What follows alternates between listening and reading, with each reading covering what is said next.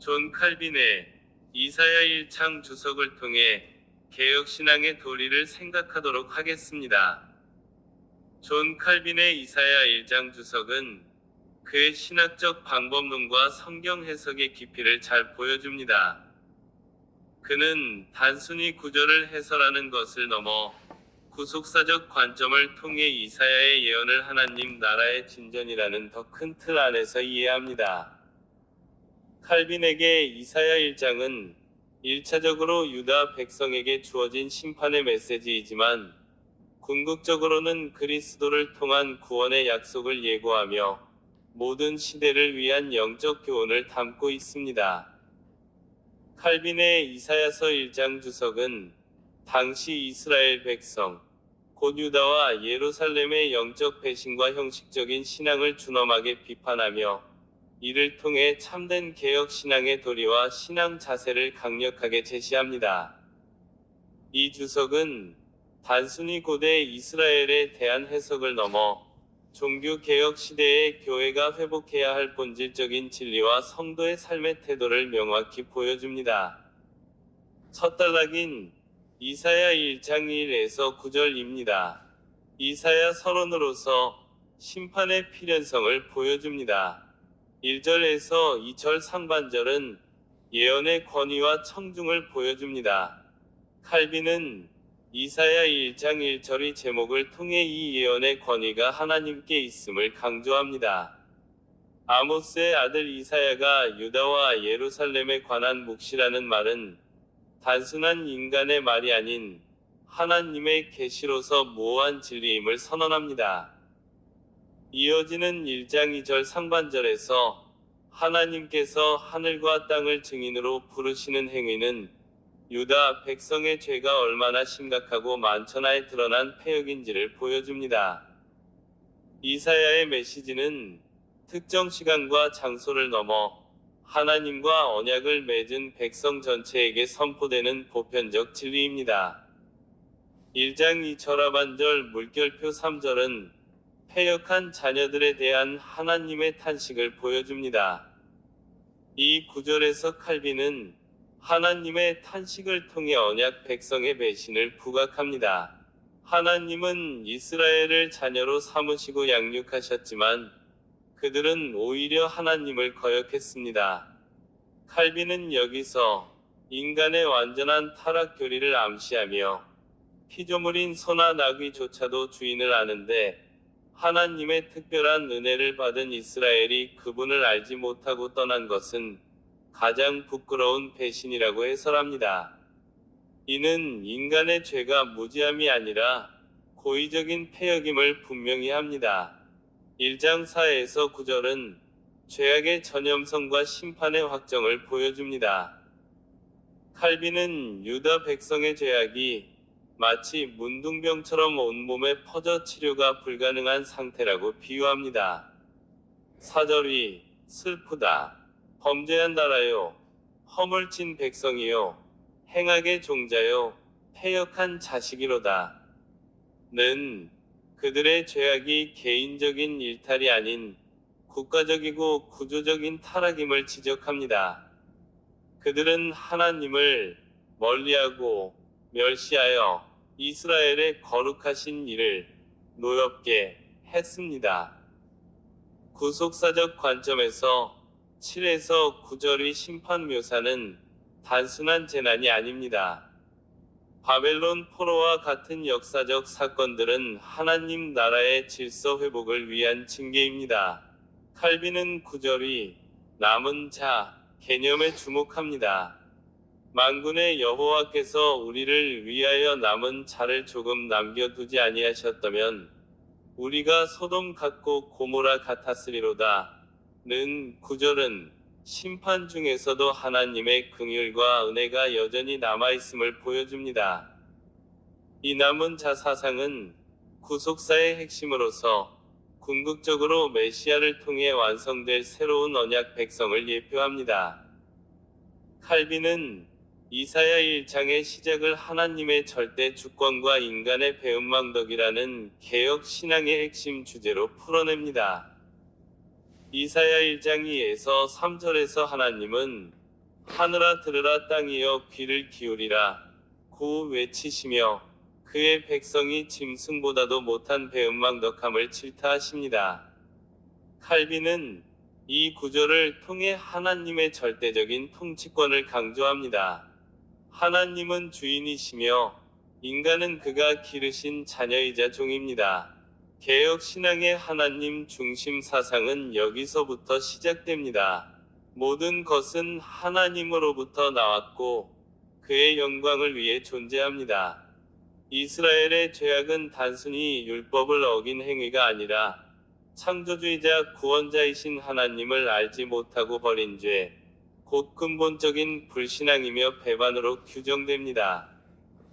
칼빈은 이스라엘의 패역함을 인간 전적 타락의 증거로 해석합니다. 상처와 종기가 낫지 않고 더욱 덧나는 것처럼 하나님의 징계에도 불구하고 더욱 완악해지는 모습은 인간의 본성적인 부패를 드러냅니다. 참된 신앙 자세는 이처럼 처참하게 부패한 자신의 상태를 정직하게 인정하는 겸손에서 출발합니다. 6에서 9절에서 예루살렘이 소돔과 고모라처럼 완전히 망하지 않은 것은 오직 하나님의 은혜와 긍휼 덕분임을 강조합니다. 따라서 성도는 자신의 구원과 보존이 자신의 위나 노력에 기인한 것이 아니라 전적으로 하나님의 자비에 달려있음을 고백하며 철저히 회개해야 합니다. 둘째 단락 1장 10에서 17절은 외식적인 제사에 대한 비판과 참된 예배의 요구에 대한 내용입니다. 10에서 15절은 종교적 외식의 고발의 내용입니다.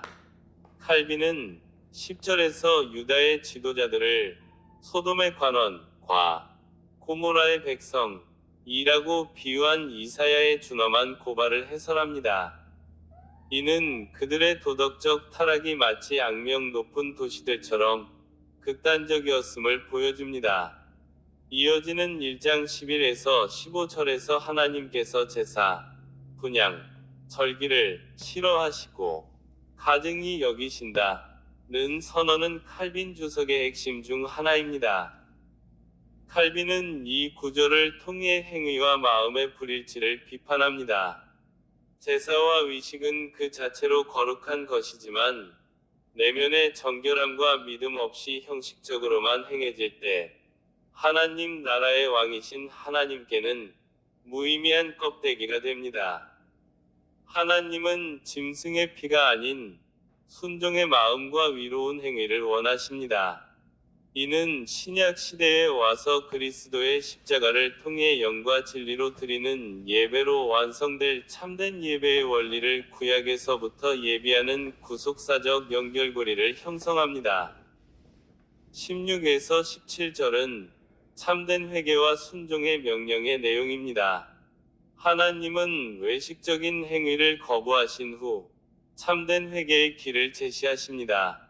스스로 씻으며 스스로 깨끗하게 하여 악행을 버리고 선행을 배우면 고아를 위하여 신원하며 과부를 위하여 변호하라는 명령은 위롭다 하심에 대한 칼빈의 이해를 반영합니다. 칼빈은 여기서 칭의와 성화의 관계를 암시합니다. 하나님은 죄인의 상태를 변화시키실 뿐만 아니라 그들의 삶 또한 변화시키기를 요구하십니다. 참된 회개는 내면의 정결뿐만 아니라 사회적 정의와 자비로 이어지는 윤리적 열매를 맺어야 합니다. 이는 하나님 나라의 도래가 개인의 영적 구원뿐만 아니라 세상 속에서의 위의 시련을 포함하는 전인적인 변혁임을 보여줍니다. 이사야서의 이 부분은 칼빈 주석의 핵심 중 하나로 참된 신앙의 외적 표현과 내적 진실성에 대한 개혁 신앙의 입장을 천명합니다. 칼빈은 이스라엘 백성들이 수많은 제사, 절기, 기도 등을 행했음에도 불구하고 하나님께 책망을 받은 이유를 형식적인 예배와 내면의 부재에서 찾습니다. 하나님은 내게 보이러 오니 그것을 누가 너희에게 요구하였느냐 고 물으십니다. 칼빈은 여기서 인간의 전통이나 자의적인 경건 행위가 아닌 오직 하나님께서 명령하신 방식대로 드려지는 예배의 중요성을 강조합니다. 개혁신앙은 하나님이 정하신 말씀을 기준으로 삼고 인간이 임의로 고안해낸 종교적 의식들을 우상 숭배에 버금가는 것으로 여겨 거부합니다. 참된 예배는 외형적인 제물이나 행위가 아니라 신령과 진정으로 드리는 마음의 순종이 되어야 합니다. 하나님이 이스라엘의 제물과 기도를 역겹게 여기신 것은 그들의 손에 피가 가득했기 때문입니다. 칼빈은 신앙자의 삶과 예배가 분리될 수 없음을 강조합니다. 아무리 많은 종교 행위를 해도 정의와 공의가 없는 삶은 하나님 앞에서 위선입니다. 신앙 자세는 고천인격적인 순종으로 나타나야 합니다. 마음은 정결하지 않으면서 겉으로만 경건한 척하는 외식을 버리고 일상생활 속에서 하나님의 말씀에 순종하는 것이 참된 경건입니다. 즉, 진정한 신앙은 삶의 모든 영역에서 하나님의 뜻을 실현하는 윤리적 실천을 동반해야 합니다. 세 번째 단락은 18에서 20절입니다. 구원의 제안과 언약의 재확인에 대한 내용입니다. 18절은 하나님의 놀라운 초청 장면입니다. 이 구절은 이사야 1장의 구속사적 절정입니다. 오라 우리가 서로 변론하자는 하나님의 초청은 심판을 예고하신 분께서 스스로 긍휼의 문을 열어주시는 은혜의 선언입니다. 칼빈은 이 구절을 통해 인간의 죄가 아무리 심각하더라도, 죄가 주홍 같을지라도 하나님의 용서의 은혜는 그 모든 것을 덮고도 남는다는 복음의 진리를 해설합니다. 눈과 같이 휘어질 것이요 진홍같이 붉을지라도 양털같이 되리라는 약속은 그리스도의 대속 없이는 불가능한 완전한 정결함을 예표합니다. 칼빈에게 이 구절은 구약시대에도 오직 은혜와 오직 믿음을 통해 죄사함이 가능하다는 것을 보여주는 명확한 증거이며 모든 죄인에게 열려있는 하나님 나라의 영원한 복음입니다. 19에서 20절은 순종과 거절의 최종 선택의 내용입니다. 하나님의 용서의 제안은 무조건적이지 않습니다. 본문에서 칼빈은 언약의 두 가지 길을 명확히 제시합니다. 너희가 즐겨 순종하면 나라의 아름다운 소산이 약속되지만 너희가 거절하여 배반하면 칼에 삼켜질 것이라는 경고는 인간의 자유의지에 따른 책임을 강조합니다. 이 선택은 단순히 물질적인 보상이나 징벌을 넘어 하나님 나라의 백성으로서의 정체성에 대한 순종 여부를 결정합니다. 순종은 하나님의 왕권을 인정하고 그 질서 안에 거하는 것이며, 거절은 하나님 나라로부터의 추방을 의미합니다. 칼빈은 이사야의 메시지가 심판의 경고와 함께 회개하고 돌이킬 기회를 제공하는 하나님의 오래 참으심을 증거한다고 봅니다. 이 부분은 개혁 신앙이 제시하는 사회 윤리와 신앙의 실천성을 가장 명확하게 보여줍니다. 하나님은 죄악을 씻으라, 스스로 깨끗하게 하라고 명령하십니다. 이 명령은 곧 회개의 촉구이며 개혁 신앙에서 강조하는 성화의 삶으로의 부름입니다. 이스라엘 백성은 선행을 배우면 공의를 구하며 학대받는 자를 도와주며 고아를 위하여 신원하며 과부를 위하여 변호하라는 구체적인 명령을 받습니다. 칼빈은 여기서 율법의 역할이 인간의 죄를 깨닫게 할 뿐만 아니라 위로운 삶의 기준을 제시한다는 점을 역설합니다. 비록 인간은 오직 믿음으로 위롭다 함을 얻지만 그 믿음은 반드시 행함으로 증명되어야 합니다. 즉, 칭의는 홀로 오지만 칭의를 받은 자의 삶에서는 성화가 반드시 뒤따른다는 개혁 신앙의 도리가 담겨 있습니다. 성도의 자세는 개인적인 경건에 머무르지 않고 사회적 약자를 보호하고 정의를 실현하는 적극적인 모습으로 나아가야 합니다. 칼빈은 17절의 명령들을 단순히 권면이 아닌 하나님이 요구하시는 의무로 간주합니다. 이웃 사랑의 실천은 하나님 사랑의 증거입니다. 공의와 정의를 행하는 것은 신앙의 본질적인 내용이며 이는 삶의 개혁으로 이어져야 합니다. 이사야서 1장에 소돔의 관원들과 같은 타락한 지도자들을 비판하며 신앙자는 세상 속에서 빛과 소금의 역할을 감당해야 함을 역설합니다. 네 번째 단락은 20일에서 31절입니다. 예루살렘의 타락과 정화의 약속입니다. 그 중에 21에서 23절은 예루살렘의 변질과 죄의 실상을 보여줍니다.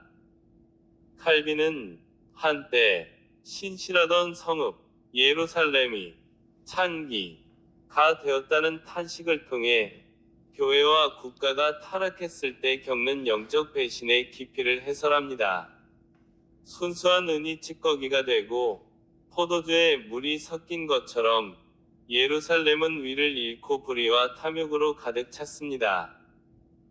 특별히 1장 23절은 지도층의 부패를 지적합니다.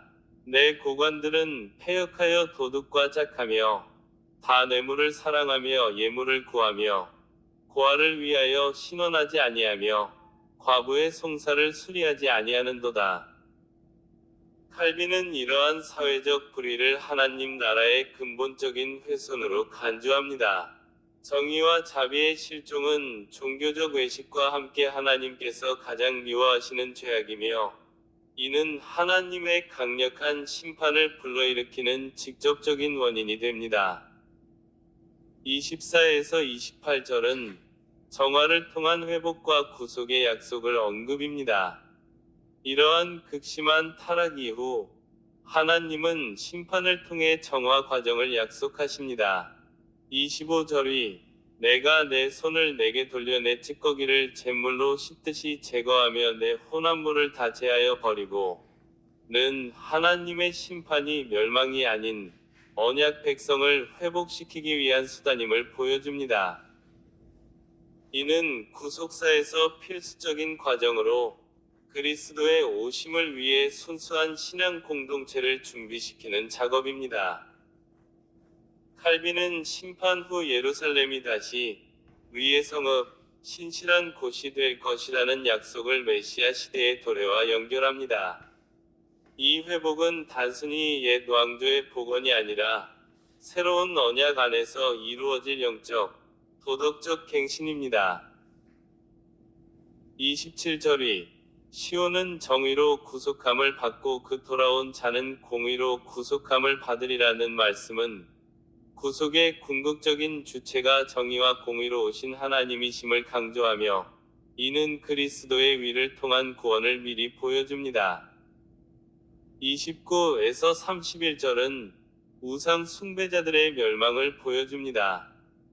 마지막 단락은 회개하지 않고 우상 숭배와 세속주의에 계속 머무르는 자들에게 내려질 최후의 심판을 경고합니다. 그들이 위지했던 상수리나무와 동산, 우상 숭배의 장소는 수치와 멸망의 대상이 될 것입니다. 칼빈은 이 구절을 통해 믿음과 불신앙의 최종적 운명을 대비시킵니다. 우상 숭배자들은 마른 나무처럼 사모라기처럼 불에 타서 사라질 것이며 그들을 지탱하던 우상과 세력은 불꽃처럼 그들을 집어삼킬 것입니다. 이 심판은 하나님 나라의 왕이신 하나님께서 최종적으로 자신의 주권을 확립하시고 그 질서를 거부하는 모든 세력을 멸망시키실 것임을 보여주는 종말론적인 메시지를 담고 있습니다. 이사야서 1장의 결론은 하나님의 거룩함과 언약의 신실성을 대비시키며 개혁 신앙의 종말론적 소망을 제시합니다. 칼빈은 신실하던 성읍이 어찌하여 창기가 되었는고. 나는 탄식을 통해 하나님의 백성이면서도 우상 숭배와 죄악에 빠진 교회의 타락상을 고발합니다. 이스라엘의 죄악은 단순한 실수가 아니라 언약을 파괴한 배신 행위입니다. 그러나 25절 이하에서 하나님은 내가 내 손을 내게 돌려 내 찌꺼기를 제물로 씻듯이 하고 내 모든 혼합물을 제거하여 버릴 것이라 고 하시며 심판을 통한 정화와 회복을 약속하십니다. 이는 하나님의 거룩성이 죄를 간과하지 않으시지만 동시에 언약에 신실하셔서 남은 자들을 반드시 구원하시고 회복시키신다는 개혁신앙의 언약신학을 보여줍니다. 구원은 오직 하나님의 주권적인 은혜로 말미암습니다. 칼빈은 악인의 패망, 과의인의 구속을 대조하며 신앙자에게 말씀에 대한 전적인 순종의 자세를 요구합니다. 19절 너희가 즐겨 순종하면 땅의 아름다운 소산을 먹을 것이요. 는 단순한 번영의 약속이 아니라 언약적 관계 속에서 순종의 열매를 강조합니다. 성도는 악인의 일시적인 번영을 부러워하지 않고 하나님의 말씀에 순종하며 인내해야 합니다. 마지막으로 죄가 주홍 같을지라도 눈과 같이 희게 되리라는 약속은 그리스도의 대속 사역을 예표하며 성도에게 확실한 구원의 소망을 굳게 붙잡고 견인하는 삶을 살도록 격려합니다. 결론입니다. 이사야 1장의 구속사적 의미입니다. 칼빈의 이사야 1장 주석은 죄악에 대한 하나님의 준엄한 심판과 그럼에도 불구하고 베푸시는 놀라운 긍휼과 구원의 은혜 사이의 변증법적 긴장 속에서 전개됩니다.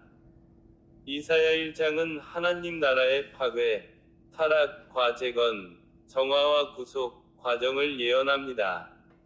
왕이신 하나님은 자신의 백성이 언약을 배반했을 때 심판을 통해 자신의 주권과 거룩함을 입증하시며 궁극적으로는 공의와 정의가 충만한 새로운 공동체를 세우실 것입니다.